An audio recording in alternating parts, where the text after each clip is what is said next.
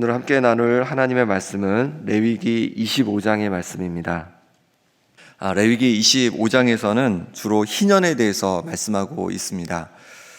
희년은 어떤 것이 희년이냐면 오늘 말씀 우리 8절, 9절, 10절 말씀을 같이 한번 제가 읽어보겠습니다. 8절, 9절, 10절입니다. 너는 7 안식년을 계수할지니 이는 7년이 7번인즉 안식년 7번 동안 곧 49년이라 7째 달 열흘날은 속죄리니 너는 뿔나팔 소리를 내되 전국에서 뿔나팔을 크게 불지며 너희는 50년째 해를 거룩하게 하여 그 땅에 있는 모든 주민을 위하여 자유를 공포하라. 이에는 너희에게 희년이니 너희는 각각 자기의 소유주로 돌아가며 각각 자기의 가족에게로 돌아갈지며. 여기 보니까 안식일은 우리가 며칠 만에 지키죠? 7일 만에 지키는 게 안식일이잖아요. 그런데 안식년은 7년마다 지키는 것이 안식년입니다. 그리고 이 안식년을 7번 하면 7, 7이 49, 49년이잖아요. 이 7 안식년이 지난 후에 50년째 해를 희년이라고 했습니다. 희년. 희년에는 그럼 뭐라 할까요? 여기 보니까 딱 10절에 요약해서 말씀해 주고 있습니다. 보니까 각각 자기의 소유주로 돌아가며, 자기가 처음에 분배받은 그 소유주로 돌아가는 것이고, 그 다음에 자기의 가족에게로 돌아가라 이렇게 돼 있죠. 이건 뭐냐면 빚을 많이 지면 이제 자기를 그 빚을 감당하지 못하면 자기를 종으로 팔기도 했는데, 다시 가족에게 돌아가는 것은 종으로부터 이제 더 이상 종이 아니라 자유인이 된다는 거죠. 그러니까 50년째는 모든 게 다 변하는 겁니다. 자기 소유주도 다시 회복하고 종이었으면 다시 자유인의 신분이 되는 것, 이걸 얘기하는 것이죠. 이 내용을 25장 전체에서 말씀해 주고 있습니다. 우리가 계속 하나하나씩 이제 살펴볼 텐데요. 먼저 23절부터 보시면 23절부터는 28절까지 토지에 대한 부분을 얘기하고 있습니다. 토지 무르기에 대해서 말씀해 주고 있는데요. 23절 말씀은 같이 한번 읽어보겠습니다.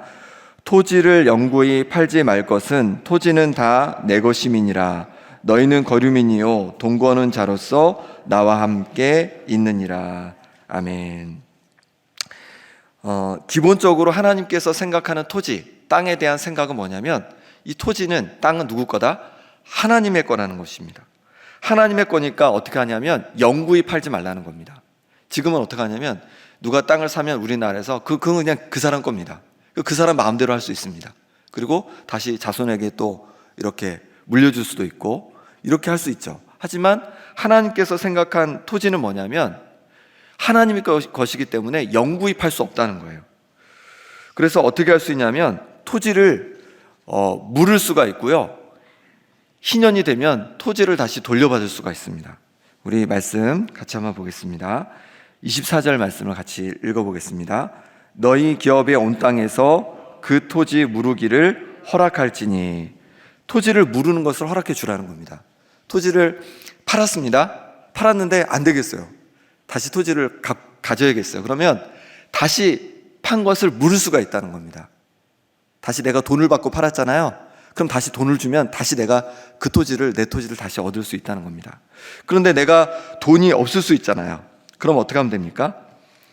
내가 아니라 내 가족이나 친족이 대신해서 비용을 지불하면 그걸 물을 수가 있다는 거예요. 혹은 내가 살다 보면은 돈이 생길 수가 있잖아요. 그럼 내가 돈을 지불하고서 다시 토지를 되찾아올 수 있다는 겁니다. 그런데 내 주변의 친족들 중에 그렇게 나를 도와줄 사람이 없어요. 그리고 나도 돈이 없어요. 그러면은 어떻게 되냐? 끝나는 것이 아니라 희년이 되면 무조건 그 토지는 다시 돌려받을 수 있게 된다는 것입니다. 28절 말씀 같이 한번 읽어보겠습니다. 28절입니다. 그러나 자기가 물을 힘이 없으면 그 판 것이 희년에 이르기까지 산자의 손에 있다가 희년에 이르러 돌아올지니 그것이 곧 그의 기업으로 돌아갈 것이니라. 다시 돌아올 수 있다는 거예요. 만약에 우리나라에 이 희년 제도가 있다면 어떤 일이 벌어질까요?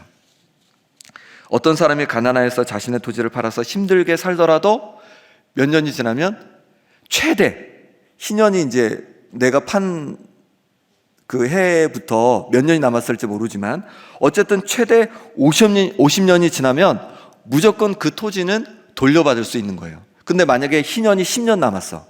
그러면 10년 후에는 무조건 그 토지를 다시 돌려받을 수 있는 겁니다.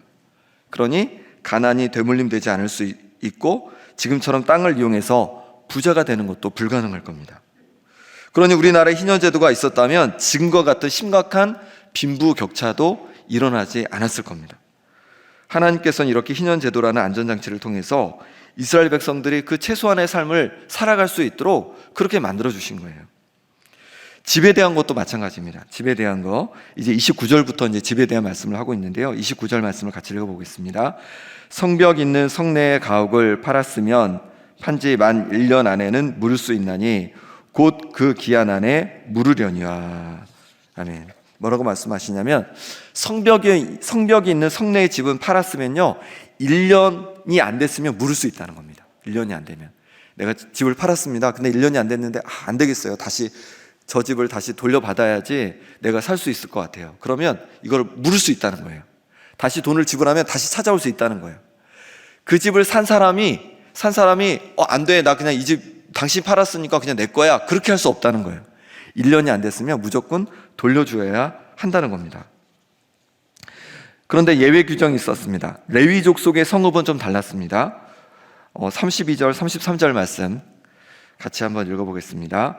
레위 족속의 성읍 곧 그들의 소유의 성읍의 가옥은 레위 사람이 언제든지 물을 수 있으나 만일 레위 사람이 물으지 아니하면 그의 소유 성읍의 판 가옥은 희년에 돌려보낼지니 이는 레위 사람의 성읍의 가옥은 이스라엘 그들의 기업이 됨이니라. 아멘. 그냥 성읍에 있는 가옥 같은 경우는 1년이 안 됐을 때는 물을 수 있었지만 1년이 지나면 물을 수 없었습니다.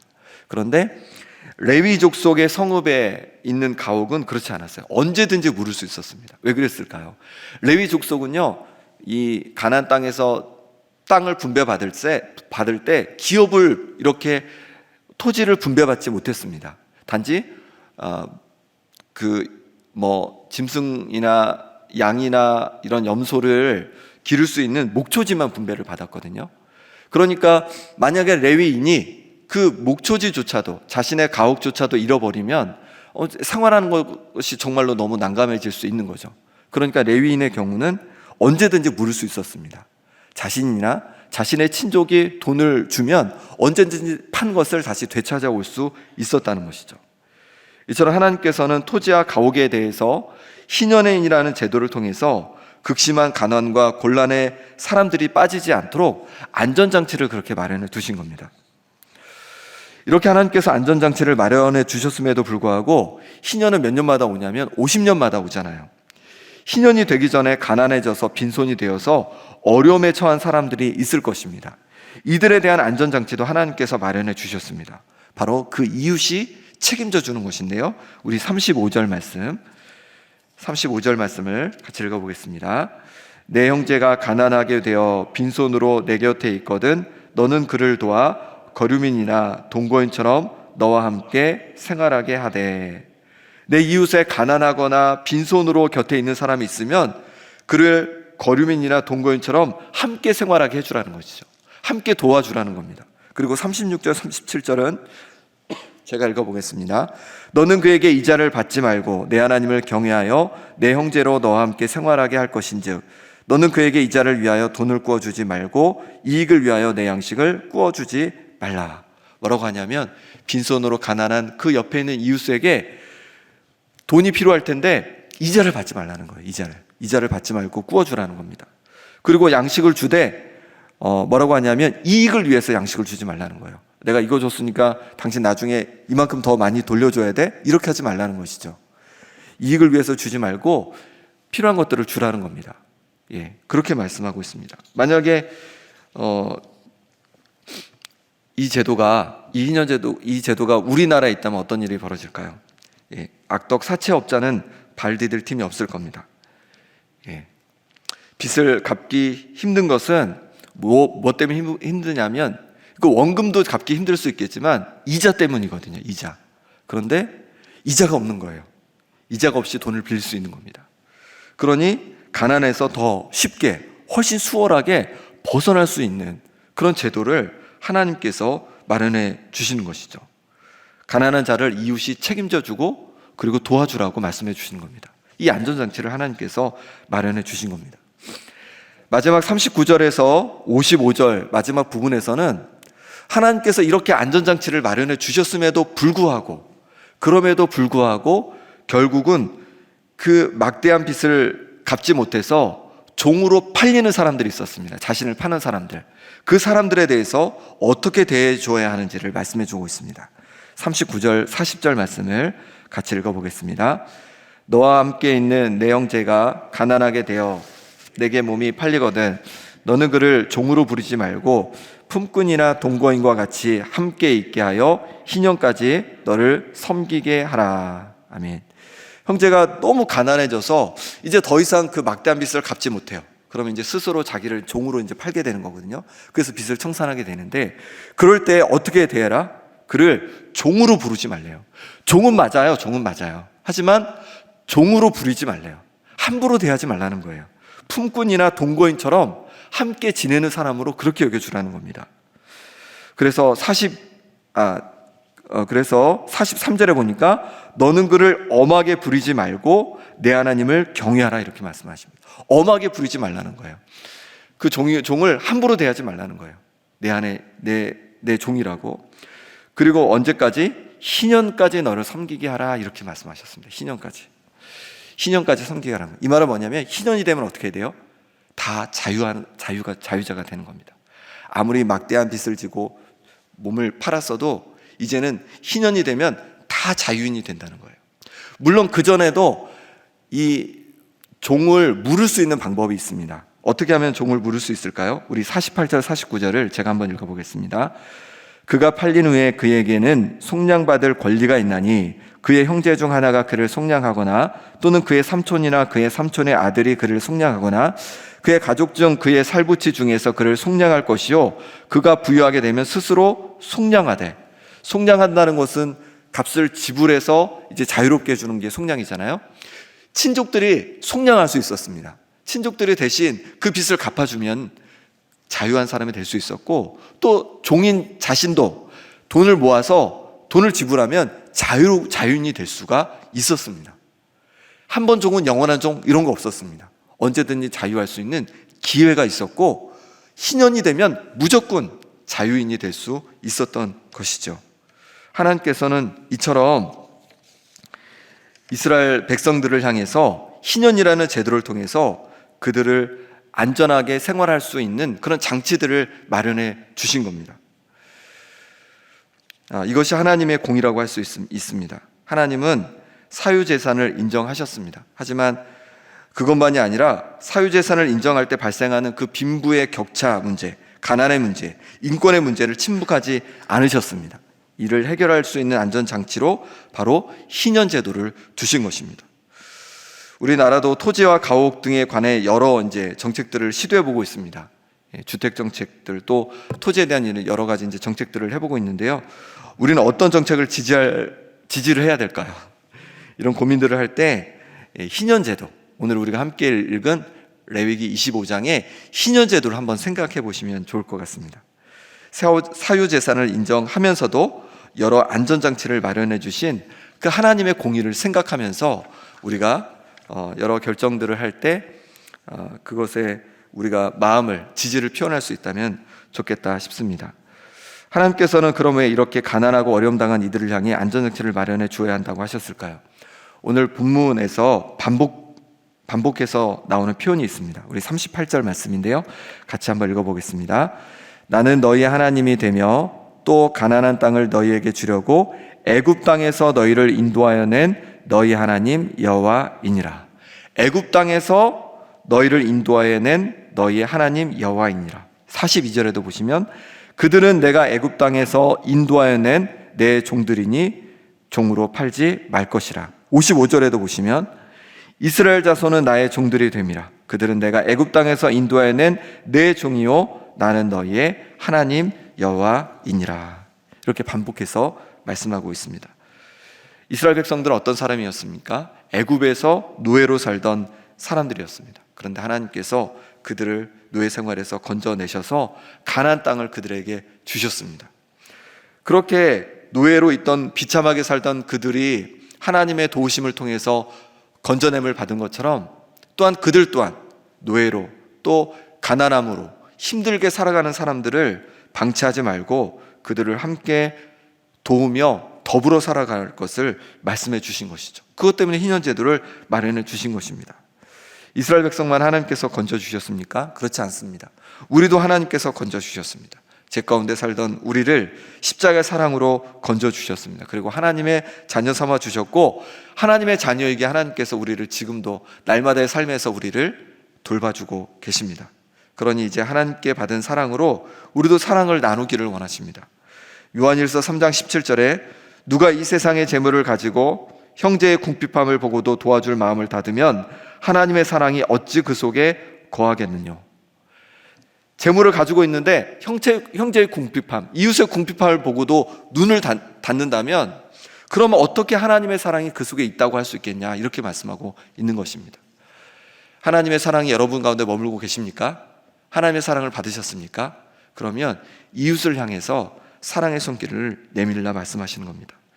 야고보서 2장 15절 말씀에도 만일 형제나 자매가 헐벗고 일용할 양식이 없는데 너희 중에 누구든지 그에게 이르되 평안히 가라, 덥게 하라, 배부르게 하라 하며 그 몸에 쓸 것을 주지 아니하면 무슨 유익이 있으랴. 이와 같이 행함이 없는 믿음은 그 자체가 죽은 것이라. 행함이 없는 믿음은 죽은 믿음이래요. 그런데 거기서 말하는 행함은 어떤 행함입니까? 이 땅에서 헐벗고 또 먹을 것이 없는 사람들, 또 옷이 없는 사람들, 그 사람들을 돕고 섬기는 것이 행함이 있는 믿음이다 라고 말씀하고 있습니다. 이 땅에 소외되고 가난한 이들을 향해서 눈을 감는 것이 아니라 하나님의 사랑으로 다가갈 수 있는 우리 모든 성도님들 되시길 바랍니다. 함께 기도하겠습니다. 이 시간에 기도하실 때 이 땅 대한민국에 하나님의 공의가 실현되도록 함께 기도하면 좋겠습니다. 가난하고 소외된 이들이 잘 보호받는 안전장치가 있는 나라가 되게 하여 주시옵소서. 우리 이웃들의 어려움을 함께 끌어안고 돕는 행함에 있는 믿음으로 우리가 살아가게 하여 주시옵소서. 함께 기도해 주시고, 또 오늘부터 부에서 청년 다니엘 기도회가 저녁에 본당에서 있습니다. 우리 위해 청년들과 이 땅의 청년들을 위해서 함께 기도해 주시기 바랍니다. 마지막으로 우크라이나 땅 가운데 평화를 주시도록 이제 우리 함께 기도하겠습니다. 하나님 아버지, 이 땅 대한민국 하나님 우리에게 허락하시니 감사합니다. 이 땅에 하나님의 공의가 실현되기를 원합니다. 하나님 아버지, 은혜 주시고 함께해 주셔서 이 땅에 가난하고 소외된 이들을 잘 보호받고 또 아버지 하나님 그들을 섬길 수 있는 안전장치가 세워지는 일 하나가 될 수 있도록 하나님 허락하여 주시옵소서. 그래서 아버지 하나님 정말로 함께 더불어 살아가는 이 땅 되어지길 원합니다. 가난하고 너무 아버지 하나님 힘들어서 낙심하여서 정말로 그렇게 살아가는 이들이 있는 것이 아니라 아버지 하나님 정말로 너무 부유해서 아버지 하나님 마음껏 그런 사람들이 있는 것이 아니라 함께 더불어 살아가는 이 땅 될 수 있도록 하나님 은혜 부어 주시옵소서. 그런 하나님의 공의가 실현되는 이 땅 되기를 원합니다. 그런 제도가, 그런 법들이 생겨나게 도와주시고, 그래서 이 땅이 정말로 가난하고 소외된을 품는 정말로 하나님의 공의가 나타나는 이 땅 될 수 있도록 은혜 부어 주시옵소서. 또한 우리가 우리의 이웃들을 함께 끌어안고 책임지기를 원합니다. 하나님 이 땅에 어려움 당하는 이웃들을 향해서 눈을 감는 것이 아니라 행함에 있는 믿음으로 나아가고 돕는 우리가 될 수 있도록 역사하여 주시옵소서. 하나님 아버지, 오늘부터 청년 다니엘 기도회가 본당할 수 있습니다. 하나님 은혜 주시기를 원합니다. 우리 청년들, 또 이 땅의 청년들 함께 찬양하고 기도하고 예배할 때 하나님께서 크신 은혜 부어주셔서 정말로 아버지 하나님의 꿈을 가지고 이 땅을 멋지게 바꾸어가는 하나님의 사람들이 세워지는 역사의 시간 될 수 있도록 은혜 도하여 주옵소서. 우크라이나 땅 가운데 하나님 평화를 부어주시기를 원합니다. 전쟁이 하루빨리 그치게 도와주시고 하나님의 평화가 놀랍게 임하게 하여 주시옵소서. 하나님 도와주시기를 원합니다. 하나님 은혜로 주여 채워주시기를 원합니다. 하나님 붙잡아 주옵소서. 하나님 함께 하여 주시옵소서. 하나님 아버지, 하나님께서는 하나님의 공의가 이 땅에 실현되기를 원하셔서 희년제도를 마련해 주셨습니다. 하나님, 우리나라 이 땅에도 하나님의 공의가 실현되어지기를 원합니다. 가난하고 소외된 이들이 정말로 무관심 속에서 고민하고 절망 속에 살아가는 것이 아니라 그들이 잘 보호받는 안전장치가 있는 이 나라 되어지기를 원합니다. 하나님, 모든 제도와 법들이 다시 잘 정비되어서 하나님의 공의가 실현되는 이 땅 될 수 있도록 은혜 부어 주시옵소서. 하나님, 우리의 이웃들을 끌어안고 아버지 하나님 더불어 살기를 원하신다고 말씀하십니다. 우리 이웃의 어려움 속에 있는 이들을 아버지, 우리가 그들을 향해 눈을 감는 것이 아니라 그들을 우리의 마음을 다해 섬기고 도울 수 있도록 은혜 부어 주시옵소서. 청년 다니엘 기도에 하나님께서 은혜 주셔서 우리 청년들과 이 땅의 청년들이 말씀 앞에, 기도 앞에 아버지 하나님 그 마음이 새로워져서 하나님 앞에 귀하게 쓰임받고 이 세상을 변화시켜가는 하나님의 일꾼들로 새롭게 되게 하여 주시옵소서. 우크라이나 땅 가운데 하나님의 평화를 하나님 속히 허락하여 주시옵소서. 예수 그리스도의 이름으로 기도드립니다. 아멘.